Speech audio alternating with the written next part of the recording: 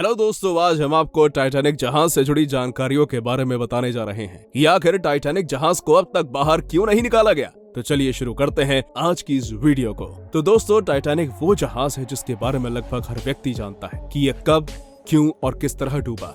इस अद्भुत जहाज की दयनीय कहानी जब पर्दे पर दिखाई गई थी तो उसे देखकर हर कोई दंग रह गया था। एक विशालकाय जहाज जो समुद्र की लहरों को चीरता हुआ अपनी मंजिल की ओर बढ़ रहा था, अचानक ही एक आइसबर्ग से टकराया और ध्वस्त हो गया। कभी न डूबने वाला टाइटैनिक आखिरकार दो हिस्सों में बिखरकर समुद्र की गोद में हजारों फीट नीचे जा समाया और इसी के साथ सैकड़ों लोगों को भी अपने साथ ले डूबा। लेकिन क्या कभी आपने सोचा है कि यह जहाज आज भी समुद्र के भीतर क्यों है? साल 1985 में ही इसकी खोज होने के बाद भी ये जहाज समुद्र की गहराई में क्या कर रहा है? आज हमारे पास इतनी एडवांस टेक्नोलॉजी होते हुए भी लगभग 35 सालों के बाद भी टाइटैनिक को समुद्र से बाहर निकालने की बात आखिर क्यों नहीं होती? ऐसा नहीं है कि इस अद्भुत जहाज को कभी बाहर निकालने का प्रयास नहीं हुआ हो, बल्कि सच तो ये है कि जितनी कोशिशें टाइटैनिक को खोजने की और उसे बाहर निकालने में की गई, शायद उतनी कोशिशें किसी और के लिए कभी की नहीं गई। इसकी वैल्यू को जितना हम समझते हैं उससे कई ज्यादा इसकी कीमत का अंदाजा उन ओशियन एक्सपर्ट्स और मरीन इंजीनियर्स को था जिन्होंने अपना पूरा जीवन ही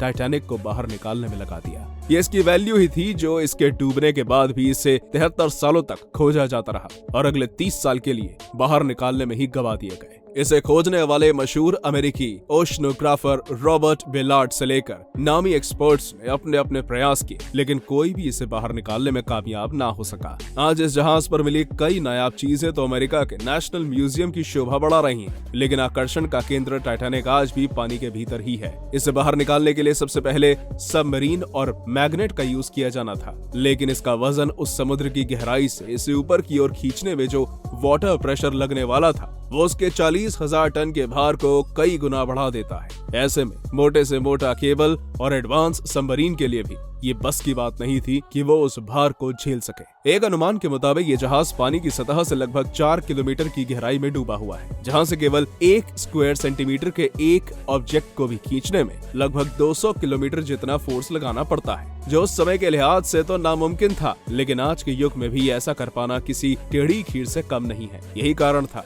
कि 21वीं सदी के केबल इसे बाहर निकालने की सोच में ही पार हो गए।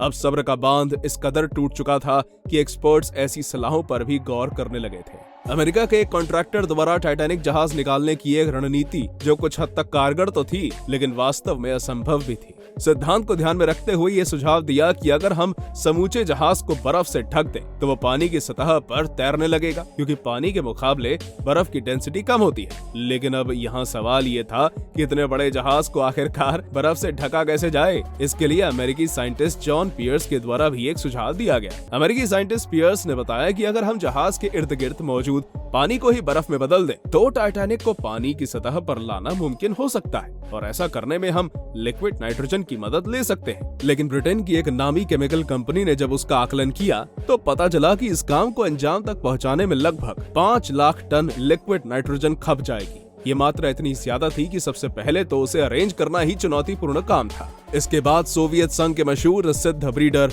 माइकल रुडेनटस्की ने जो प्लान टाइटैनिक को बाहर निकालने के लिए दुनिया के सामने रखा, एक स्टडी के मुताबिक वो सबसे सटीक और कारगर साबित हुआ। मिखाइल ने बताया, जहाज को बाहर निकालने के लिए सबसे पहले इस पर जमी सिल्ट यानी तलछट को हटाना होगा, क्योंकि वर्षों तक पानी के भीतर पड़े इस जहाज पर गंदगी का भंडार लग चुका है, जैसे ऑटोमेटिक मशीनें जैसे हाइड्रो इंसुलेटर और अन्य उपकरण से हटाना होगा। इस रणनीति में अगली कड़ी थी पॉन्टून बोट्स, जिन्हें मजबूत केबलों द्वारा टाइटैनिक से जोड़ा जाना था, जिससे ये बोट्स इस भारी भरकम जहाज को खींच सके। लेकिन समस्या ये थी कि पानी के भीतर रहने की वजह से टाइटैनिक का वजन अब लगभग 1.5 लाख टन भार का हो चुका था। ये विशालकाय जहाज महज केबल के भरोसे बाहर आ जाए, ये मुमकिन नहीं था। जैसे तैसे मिखाइल का ये प्लान अब तक का सबसे कारगर प्लान साबित हो रहा था। लेकिन जैसे ही सवाल खड़ा हुआ कि इन सबको पानी के भीतर चलाने के लिए बिजली की आपूर्ति कैसे होगी, तो इसका जवाब किसी के पास नहीं निकला। एक अनुमान के मुताबिक इस प्लान में लगभग 20 मिलियन किलोवाट आवर की बिजली की खपत होनी थी, अब सवाल ये खड़ा हो गया कि बीच समुद्र में पावर प्लांट कैसे संभव हो। एक तरफ निकाय ने फ्लोटिंग पावर प्लांट बनाने का तर्क दिया, तो दूसरी तरफ इस प्लांट से जुड़े कई लोगों ने ये भी राय दी